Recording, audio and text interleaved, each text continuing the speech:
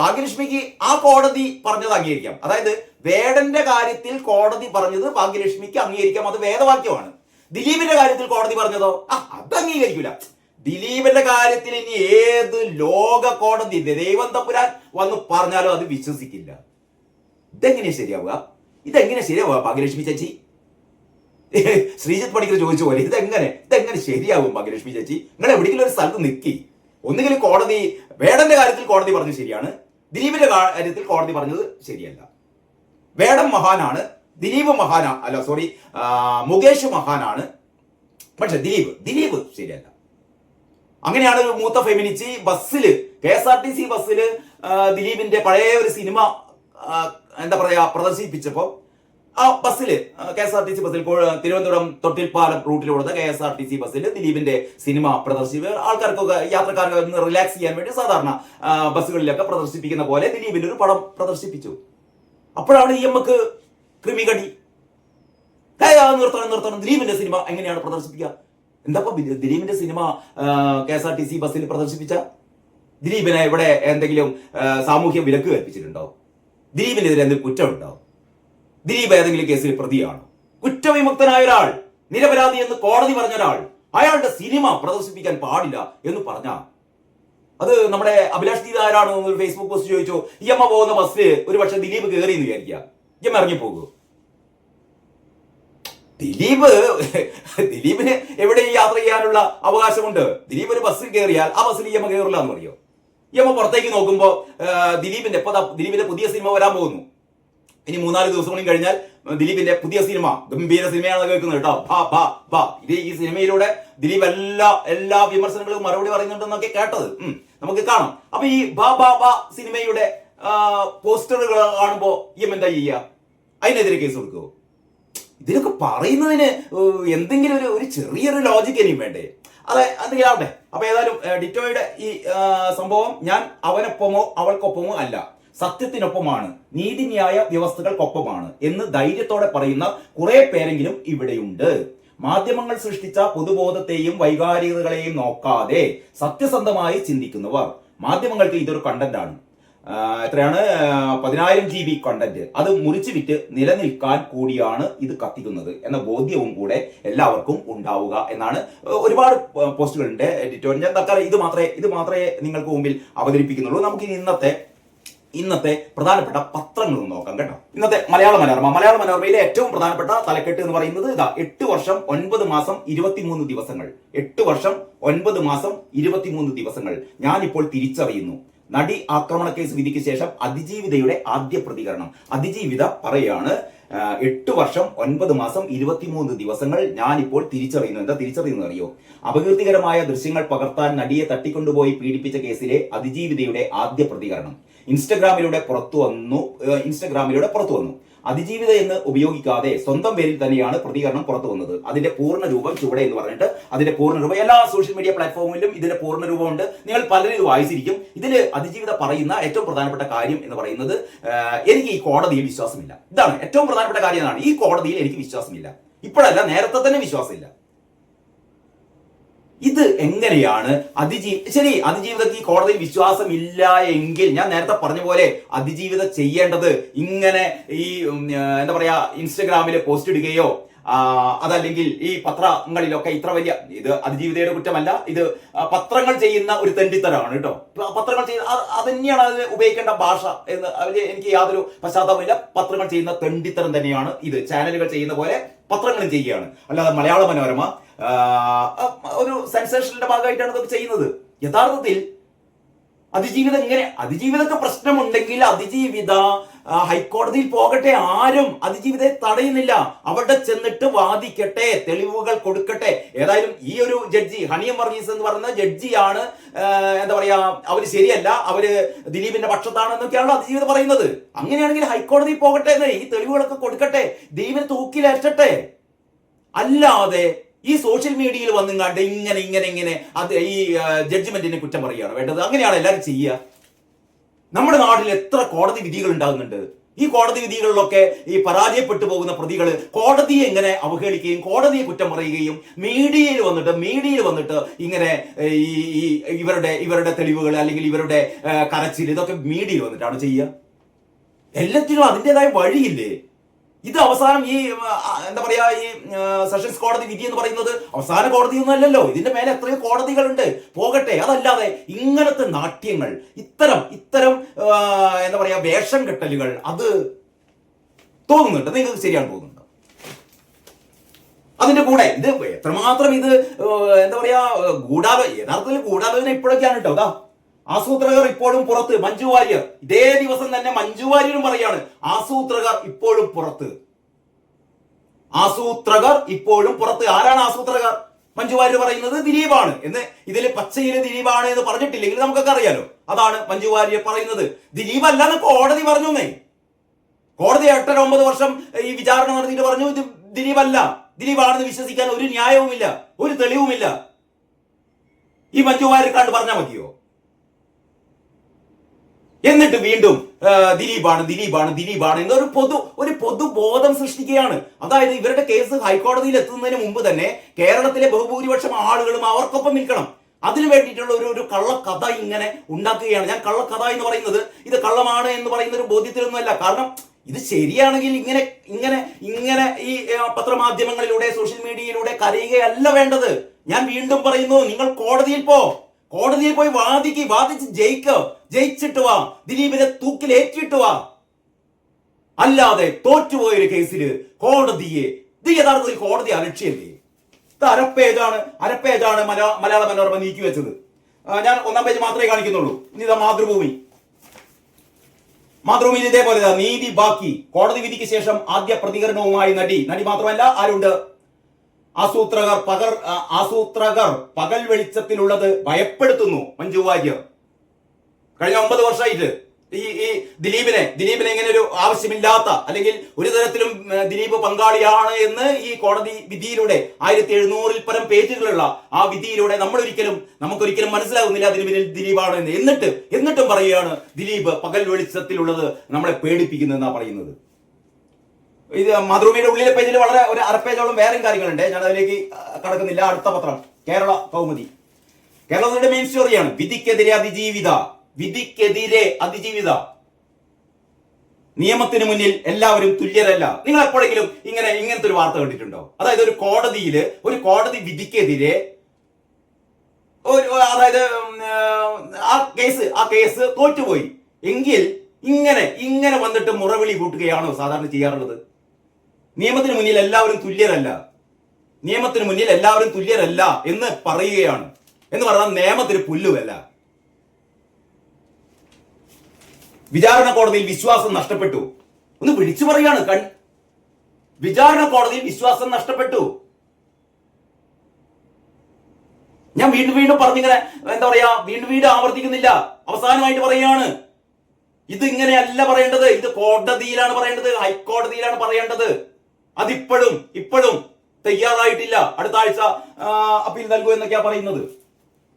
Memory card അനധികൃതമായി തുറന്നു. യഥാർത്ഥത്തിൽ അങ്ങനെ ഇതിന്റെ ഏതെങ്കിലും രീതിയിൽ ഈ മെമ്മറി കാർഡിനുള്ളിലുള്ള ഈ കണ്ടന്റ് പുറത്തുപോയി എന്നുള്ളത് തെളിയിക്കാൻ ആവശ്യമായ ഒരു തെളിവും കോടതിക്ക് കിട്ടിയിട്ടില്ല. അതിന്റെ ഹാഷ് വാല്യൂ മാറിയിട്ടില്ല എന്നാണ് കോടതി പറയുന്നത്. മാധ്യമം 8 കോളത്തിലാണ്. നടിയെ കൂട്ടബലാത്സംഗം ചെയ്ത കേസ് കോടതി വിധിക്കെതിരെ അതിജീവിത. നിയമത്തിന് മുന്നിൽ എല്ലാവരും തുല്യരല്ല. ഇതൊരു എത്രമാത്രം ഇത് നമ്മുടെ നീതിന്യായ വ്യവസ്ഥയെ അവഗണിക്കുന്നതാണ്. നോക്കിയേ, നിയമത്തിന് മുന്നിൽ എല്ലാവരും തുല്യരല്ല എന്ന്. നിയമത്തിന് മുന്നിൽ എല്ലാവരും തുല്യരാണ് എന്നാണ് നമ്മുടെ പവിത്രമായ നിയമം പറയുന്നത്. അതിലെന്തെങ്കിലും വിശ്വാസ തകർച്ച വന്നാൽ അടുത്തൊരു കോടതിയിലേക്ക് പോവുകയാണ് ചെയ്യുക. അതല്ലാതെ നിയമത്തിന് മുന്നിൽ എല്ലാവരും തുല്യരല്ല, അടിസ്ഥാന അവകാശങ്ങൾ സംരക്ഷിക്കപ്പെട്ടിട്ടില്ല. മഞ്ജു വാര്യർ അതും 8 കോളം. കോടതിയോട് ബഹുമാനം, ആസൂത്രകർ പുറത്തുനിന്ന് മഞ്ജു വാര്യർ. കോടതിയോട് ബഹുമാനം, നല്ല ബഹുമാനമാണ്. എന്നിട്ട് ആസൂത്രകർ പുറത്ത്. ഇനി ദേശാഭിമാനി പക്ഷേ ഏറ്റവും അടിയിൽ നിയമത്തിന്റെ മുമ്പിൽ എല്ലാവരും തുല്യരല്ലെന്ന തിരിച്ചറിവിന് നന്ദി പ്രതികരിച്ച അതിജീവിത. ഇത് ദേശാഭിമാനി കത്തിക്കാൻ ശ്രമിച്ചിട്ടില്ല. എന്തുകൊണ്ട് ദേശാഭിമാനി കത്തിക്കാൻ ശ്രമിച്ചിട്ടില്ല? കാരണം ഹണിയം വർഗീസ് എന്ന് പറയുന്നത് നമ്മുടെ വർഗീസ് ഏട്ടന്റെ മോളാണ്. തൃശ്ശൂരിലെ CPM-ന്റെ മുൻ ജില്ലാ സെക്രട്ടറി MM വർഗീസ് എന്ന് പറയുന്ന CPM-ന്റെ ആദർശ ശുദ്ധിയുള്ള കറകളഞ്ഞ കമ്മ്യൂണിസ്റ്റുകാരന്റെ അതുകൊണ്ട് ദേശാഭിമാനിക്ക് വല്ലാണ്ട് ഈ കോടതി വിധിക്കെതിരെ നിൽക്കാൻ പറ്റില്ല. ദേശാഭിമാനിയുടെ ഒരു ഗതി കേട്ട്. എല്ലാവർക്കും നമസ്കാരം. ഇന്നത്തെ വാർത്താ വിശേഷങ്ങളിലേക്ക് സ്വാഗതം. ഇന്നത്തെ ഏറ്റവും പ്രധാനപ്പെട്ട 5 പത്രങ്ങൾ എൻ്റെ കയ്യിലുണ്ട്. ഈ പത്രങ്ങളിലേക്ക് കടക്കും മുമ്പ് എൻ്റെ ശ്രദ്ധയിൽപ്പെട്ട ഏറ്റവും പ്രധാനപ്പെട്ട ഒരു ഫേസ്ബുക്ക് പോസ്റ്റാണ്. ജോൺ ഡിറ്റോ PR ആണ് എഴുതുന്നത്. ജോൺ ഡിറ്റോ എന്ന് പറയുന്നത് ഒരു സിനിമാ പ്രവർത്തകനാണ്. സിനിമാ രംഗത്ത് അറിയപ്പെടുന്ന ഒരു വ്യക്തി തന്നെയാണ്. സാമൂഹ്യ മാധ്യമങ്ങളിലൊക്കെ ജോൺ ഡിറ്റോ എഴുതിയ ഫേസ്ബുക്ക് പോസ്റ്റ് ആദ്യം തന്നെ ഇതിലെ കണ്ടന്റ് എന്താണെന്ന് നോക്കിയിട്ട് നമുക്ക് പത്രങ്ങളിലെ വിശേഷങ്ങൾ പങ്കുവയ്ക്കാം. അതായിരിക്കും നല്ലതെന്ന് തോന്നുന്നു കേട്ടോ. ഇതില് ജോൺ ഡിറ്റോ പറയുന്നത്, നടി ആക്രമണ കേസിലെ വിധിയുടെ പകർപ്പ് കിട്ടി. അതാണ് ഇപ്പോഴത്തെ ഏറ്റവും പ്രധാനപ്പെട്ട ചർച്ചാ വിഷയം കേട്ടോ. ഞാൻ ഇന്നലെ നമ്മുടെ TV ചർച്ചകളിലെ ഏറ്റവും പ്രധാനമായിട്ട് നമ്മുടെ ചാനലുകൾ ചർച്ച ചെയ്യേണ്ട ഏറ്റവും പ്രധാനപ്പെട്ട കാര്യം എന്ന് പറയുന്നത് തദ്ദേശ തെരഞ്ഞെടുപ്പിൽ CPM-നുണ്ടായ കനത്ത പരാജയവും അല്ലെങ്കിൽ UDF-ന്റെ BJP-യുടെ ഒക്കെ ഒരു വൻ വിജയവും ഇതിന്റെ പശ്ചാത്തലത്തിൽ ഇനി എന്തൊക്കെയാണ് രാഷ്ട്രീയ സംഭവ വികാസങ്ങൾ നടക്കാൻ തുടങ്ങിയ ഒരുപാട് കാര്യങ്ങൾ ചർച്ച ചെയ്യാനുണ്ട്. അത് മാത്രമല്ല വേറെ ഒരുപാട് കാര്യങ്ങളുണ്ട്. പക്ഷേ അതൊന്നും കാണാതെ നമ്മുടെ ചാനലുകൾ ഇപ്പോഴും ഈ അതിജീവിതയുടെ കേസിന് പിന്നാലെ, ദിലീപിനെ വെറുതെ വിട്ട കേസിന് പിന്നാലെ പോകുന്നു. ഇതിന് പിന്നിലെ രാഷ്ട്രീയം എന്താണ്, ഇതിന് പിന്നിലെ ഗൂഢാലോചന എന്താണ്, ആരാണ് ദിലീപിനെതിരെ കളിക്കുന്നത് തുടങ്ങിയ കാര്യങ്ങളൊക്കെയാണ് ഈ വീഡിയോയിലൂടെ ഞാൻ പ്രധാനമായും പറയാൻ ഉദ്ദേശിക്കുന്നത്. അതുകൊണ്ട് തന്നെയാണ് ആദ്യം ഈ ഒരു പോസ്റ്റ് നിങ്ങളുടെ ശ്രദ്ധയിൽപ്പെടുത്തുന്നത്. അതിൽ പറയുന്നത് ഇങ്ങനെയാണ്, 1700-ലധികം പേജുകൾ നടി ആക്രമണ കേസിലെ വിധിയുടെ പകർപ്പ് കിട്ടി. ശരിക്കും 1714 പേജുകളിട്ടാണ് ആ വിധി പകർപ്പിലുള്ളത്. പ്രധാനപ്പെട്ട ഭാഗങ്ങൾ വായിച്ചു. പ്രോസിക്യൂഷനും പോലീസും സാക്ഷികളും ചില മാധ്യമങ്ങളും പ്രചരിപ്പിച്ചതെല്ലാം തന്നെ വസ്തുതാപരമല്ല എന്ന് കാര്യകാരണ സഹിതം കോടതിയിൽ തെളിയിക്കപ്പെട്ടത് വിധിയിലൂടെ പുറത്തു വന്നിരിക്കുകയാണ്. ഈ വിധി കേരളത്തിലെ ബഹുഭൂരിപക്ഷം ആൾക്കാരും ഈ വിധി കണ്ടിട്ടില്ല. പക്ഷെ അവർ കാണുന്നത് എന്താണെന്നറിയോ? ഈ ചാനലുകളിൽ നടക്കുന്ന ഭാഗ്യലക്ഷ്മി ഉൾപ്പെടെയുള്ള കുറെ ഫെമിനിസ്റ്റുകൾ വന്നിട്ട് ദിലീപിനെ തൂക്കിക്കൊല്ലണം, പൾസർ സുനിയെയും 6 പ്രതികളെയും 20 വർഷം കഠിന തടവ് ശിക്ഷിച്ചത് ഒന്നും കാര്യമല്ല.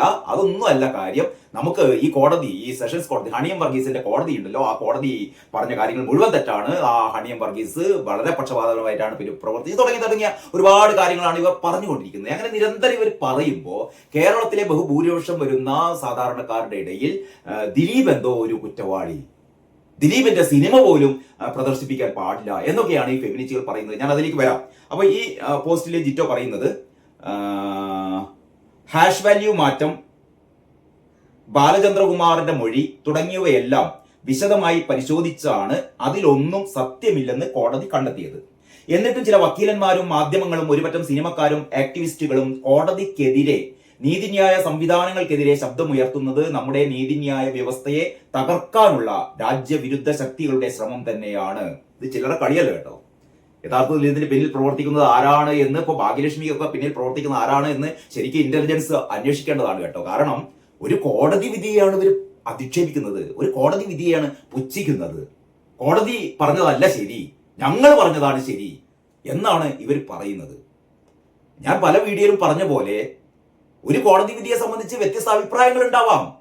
തൃപ്തികരമല്ല ആ വിധിയെങ്കിൽ ചെയ്യേണ്ടത് നേരെ അതിന് മുകളിലുള്ള കോടതിയിലേക്ക് പോകുകയാണ്, അപ്പീലുമായി പോകുകയാണ്. അല്ലാതെ ഈ പൊതുസമൂഹത്തിൽ വന്നിരുന്നിട്ട് ഈ വിധി പ്രഖ്യാപിച്ച ജഡ്ജിയെ അപഹസിക്കുക, ജഡ്ജിയെ വിമർശിക്കുക, ജഡ്ജിയെ അധിക്ഷേപിക്കുക, വിമർശിക്കുക. ഒരുപക്ഷെ നമുക്ക് വിമർശിക്കാനൊക്കെ നമുക്ക് അതിൻ്റെതായ ഒരു പരിമിതിയിൽ നിന്നുകൊണ്ട് പറ്റിയേക്കും. പക്ഷെ അതല്ല, അധിക്ഷേപിക്കുക, ആ ജഡ്ജിയുടെ ജഡ്ജ്മെന്റ് ശരിയല്ല എന്ന് പറയുക, ഇതൊക്കെ കേൾക്കുമ്പോഴാണ് നമുക്ക് വളരെ വ്യക്തമായിട്ട് അറിയുന്നത് ഇതിന്റെ പിന്നിൽ ഒരു വൻ ഗൂഢാലോചനയുണ്ട്. ദിലീപ് ഈ മാലീഷ്യസ് പ്രോസിക്യൂഷനെതിരെ ദിലീപ് കോടതിയിൽ പോയി കഴിഞ്ഞാൽ ഭാഗ്യലക്ഷ്മി ഉൾപ്പെടെ, ഇതിലെ പ്രോസിക്യൂട്ടർമാർ ഉൾപ്പെടെ, ഇതിലെ എന്താ പറയാ, ഞാൻ അതിജീവിതയെ ഈ ആവശ്യമില്ലാതെ പിന്തുണയ്ക്കുന്നു, ആവശ്യമില്ലാതെ എന്ന് ഞാൻ ഉദ്ദേശിച്ചത് വളരെ കൃത്യമായി ദിലീപിനെ കൊടുക്കാൻ വേണ്ടിയിട്ട് പ്രവർത്തിക്കുന്ന ആൾക്കാരൊക്കെ, ഈ അന്വേഷണ ഉദ്യോഗസ്ഥന്മാര്, പോലീസുകാര്, പോലീസിന്റെ തലപ്പത്തുള്ള ആ ഉന്നത വ്യക്തി, ഇവരെല്ലാം അഴിക്കുള്ളിലാവും കേട്ടോ, ഒരു സംശയമില്ല.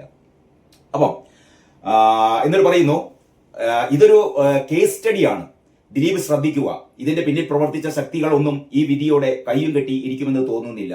മറ്റ് പലതുമായും ദിലീപിന് പുറകെ അവർ വരും. പെനാൽറ്റി കിക്ക് പ്രതീക്ഷിച്ചു നിൽക്കുന്ന ഗോളിയുടെ ജാഗ്രത ദിലീപിന് ആവശ്യമുണ്ട്, അല്ലെ? ഒരു പെനാൽറ്റി കിക്ക് ഏത് നിമിഷവും വരാവുന്ന ഒരു പെനാൽറ്റി കിക്ക് തടുക്കാൻ ദിലീപ് ജാഗ്രതയോടെ നിൽക്കണമെന്നാണ് ഡിറ്റോ പറയുന്നത്. ഞാൻ അവനൊപ്പമോ അവൾക്കൊപ്പമോ അല്ല. സാധാരണ ഇപ്പോ ഇതൊരു ഫാഷനാണല്ലോ. അതായത് ഇപ്പൊ IFFK കുറെ പെണ്ണുങ്ങൾ അതിജീവിതക്കൊപ്പം എന്ന് പറയുന്നു. IFFKയുടെ സംഘാടകനായ PT കുഞ്ഞുമുഹമ്മദ് എന്ന് പറയുന്ന CPM-കാരൻ ഒരു സ്ത്രീ പീഡന കേസിൽ പ്രതിയാണ്. അത് മര്യാദയ്ക്ക് കേസ് അന്വേഷിക്കാനോ ആ അതിജീവിതയുടെ മൊഴിയെടുക്കാനോ PT കുഞ്ഞുമുഹമ്മദിനെ കസ്റ്റഡിയിൽ എടുക്കാനോ ഒന്നും പോലീസ് തയ്യാറാവുന്നില്ല. അതൊക്കെ അവിടെ കിടക്കട്ടെ. പക്ഷെ ഈ IFFKയുടെ, അതായത് IFFKയുടെ എന്താ പറയാ സംഘാടകനായ CPM-കാരൻ, മുൻ MLA, ഇടതുപക്ഷക്കാരൻ, അയാൾ ഒരു സ്ത്രീയെ പീഡിപ്പിച്ചപ്പോ അത് ഞങ്ങൾക്ക് പ്രശ്നമല്ല. എന്നിട്ട് ഈ IFFKയില് ഈ പെണ്ണുങ്ങളെല്ലാരും തലയിൽ കെട്ടും കെട്ടിയിട്ട് ദിലീപിനെ തൂക്കിലേറ്റണം. എന്തൊരു കഷ്ടമാണെന്ന് ആലോചിച്ചോക്കിയേ. ഇത് നമ്മുടെ നാട്ടിലല്ല, വേറെ എവിടെയെങ്കിലും നടക്കും ഈ കാര്യങ്ങളൊക്കെ? പുരോഗമന ചിന്താഗതിക്കാർ, ഫെമിനിസ്റ്റുകൾ എന്നൊക്കെ പറഞ്ഞ് വേഷം കെട്ടുന്ന ഇവരുടെയൊക്കെ മനസ്സിലുള്ള വിഷം ഉണ്ടല്ലോ. അതുകൊണ്ട് നമ്മൾ എന്ത് പറയാ, ഓരോരുത്തർക്കും ഇതിൽ നിലപാടെടുക്കാം. ഈ അതിജീവിതയോടൊപ്പം എല്ലാവരും അതിജീവിതക്കൊപ്പം തന്നെയാണ്. അതിജീവിതക്കൊപ്പം അല്ല എന്ന് ആർക്കാണ് പറയാൻ പറ്റുക? അതിജീവിതമാർക്കൊപ്പമാണ് എല്ലാവരും. പക്ഷെ ഇവിടെ ഈ ഫെമിനിസ്റ്റുകൾ ചില അതിജീവിതകൾക്കൊപ്പം ഞങ്ങളാണ്. വേടൻ സ്ത്രീകളെ പീഡിപ്പിച്ചു കഴിഞ്ഞാൽ അതിൽ പ്രശ്നമൊന്നുമില്ല. വേടന് ഇവിടെ ഏത് പെണ്ണിനെ വേണമെങ്കിലും ബലാത്സംഗം ചെയ്യാം, ഏത് പെണ്ണിനെയും ക്രൂരമായി ബലാത്സംഗം ചെയ്യാം. നമ്മൾ കൈയടിച്ച് പ്രോത്സാഹിപ്പിക്കും, വേടൻ അവാർഡും കൊടുക്കും. പക്ഷേ ദിലീപ് എന്താ പറയാ, ഒരു കൊട്ടേഷൻ കൊടുത്തു, ഒരു ബലാത്സംഗത്തിന് കൊട്ടേഷൻ കൊടുത്തു എന്നുള്ളത് തെറ്റാണെന്ന് കോടതി പറഞ്ഞാലും ഞങ്ങൾ വിശ്വസിക്കില്ല. ദിലീപിനെ തൂക്കിലേറ്റണം. കഴിഞ്ഞ ദിവസം ഏറ്റവും രസകരമായ ഒരു സംഭവം ഉണ്ടായത് നമ്മുടെ ചാനലിലായിരുന്നു. വിവിധ ചാനലുകൾ ഇങ്ങനെ മാറി കാണുന്നുണ്ട്. എനിക്ക് തോന്നുന്നു ഏഷ്യാനെറ്റ് തന്നെയാണ്. ഏഷ്യാനെറ്റിലെ ഭാഗ്യലക്ഷ്മിയും ശ്രീജിത്ത് പണിക്കറും തമ്മിലുള്ള ഒരു എന്താ പറയാ, അവർ തമ്മിലുള്ള ഒരു വാദപ്രതിവാദമാണേ. അതായത് ഭാഗ്യലക്ഷ്മി അറിയാലോ, ഭാഗ്യലക്ഷ്മിക്ക് ഒരൊറ്റ അജണ്ടേ ഉള്ളൂ. ഏത് കോടതി പറഞ്ഞാലും ഞങ്ങൾ വിശ്വസിക്കില്ല, ഞങ്ങൾക്ക് ദിലീപിനെ തൂക്കിലേറ്റണം. ആ ഒരൊറ്റ കാര്യം മാത്രമേ ഭാഗ്യലക്ഷ്മി പറയാനുള്ളൂ.